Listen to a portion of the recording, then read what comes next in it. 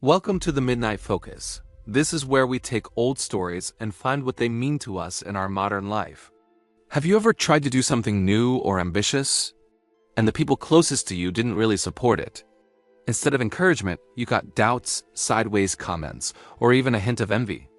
You start to notice something strange. The real support comes from people you've never met, total strangers online or outside your circle, while the people closest to you stay doubtful, distant, or quietly jealous.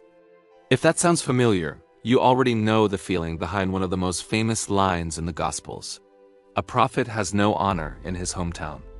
In other words, the people closest to you are often the last ones to recognize what you've become. In the New Testament, this line comes up when Jesus returns to his home area. He teaches in the synagogue. People are surprised at his words, but instead of saying, "Wow, something's changed," they say, "Isn't this the son of a carpenter?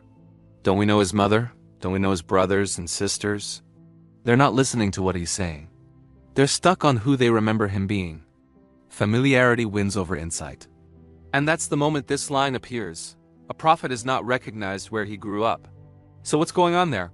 Part of it is simple human wiring. We like to put people in boxes.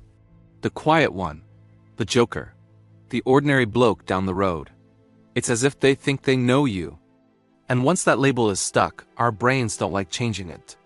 If someone from far away does something impressive, we think they're special. But if someone from next door does the same thing, we think to ourselves, "Oh, it's just the guy from next door. Who do they think they are?" It's not just about religion. It's about status. If a stranger succeeds, it doesn't threaten our place in the world. But if someone from our own town does, it can feel like a challenge. In Nazareth, they thought they already knew the whole story. They had watched Jesus grow up. So when the story changes, they don't update their picture. They resist it. That's the heart of this saying. A prophet has no honor in his hometown because the hometown thinks it owns the past version of that person. It thinks it knows everything there is to know about that one individual. Now bring that into modern life. Think about the musician who can't get a gig in their local pub, but fills a venue in another city. Or think about the writer whose family and friends say, "Nice hobby," until reviews outside the circle start to build traction. You have the person who starts a business or a YouTube channel. Instead of support, their friends say, "Are you sure?" But the first real encouragement comes from complete strangers. Or the person who gets promoted at work. Their role moves on, they mature, but the people around them refuse to see anything beyond who they used to be.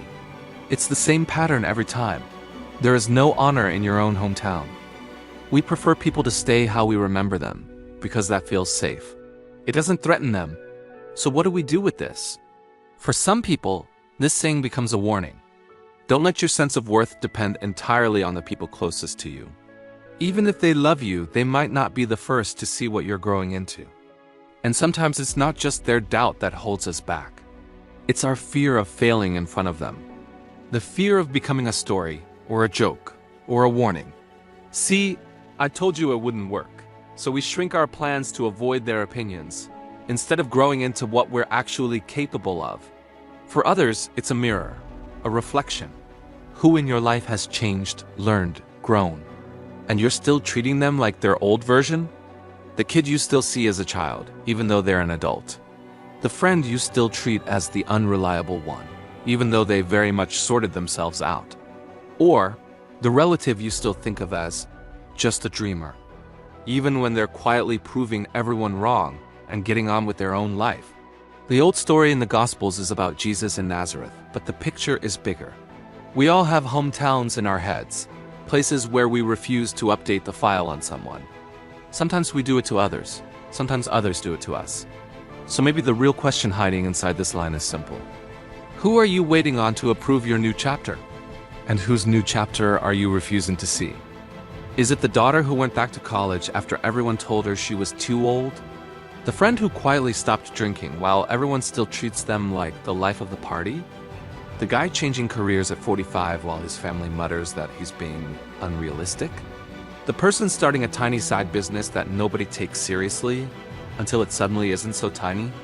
Old stories like this one don't just sit in ancient books. They play out in our families, our workplaces, our group chats, and our everyday lives. Because hometown isn't just a place on a map. It's the circle of people and opinions that surround us.